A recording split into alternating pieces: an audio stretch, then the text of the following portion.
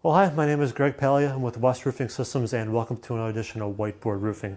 Today I want to talk about why you need 2 layers of coating on a spray foam roof.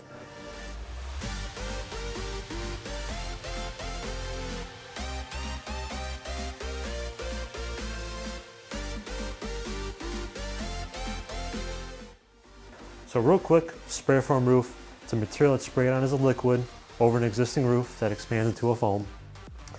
And you need coating over top of it because spray foam degrades with UV rays. It'll degrade about 1/16 of an inch every year. So you have to put coating over it to protect it. And we've come across some roofs that only have 1 layer on it. So I'm going to talk about why you need 2 layers. So we'll say this is your roof deck.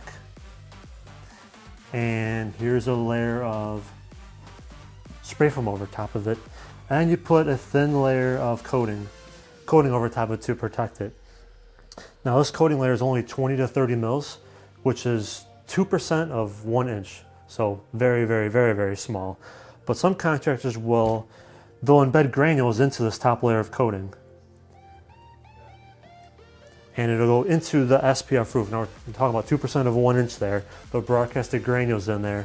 And let's step back. The granules are for hail resistance, for foot traffic, bunch of other things. So most likely they'll put coating on, they'll embed those granules in there and call it a day.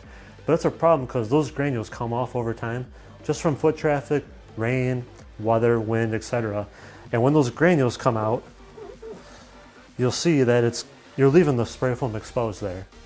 So what a good contractor would do is they'll do the same. Here's your deck, here's your foam, and they'll put a base coat over top of the foam and just leave it there. And then after they'll put a base coat, then a top coat, and the granules will only come into this. They're leaving this not touched. Your spray foam roof is always, not touched there or degraded from the UV rays. But if you can, click the URL in the blog post at the bottom there.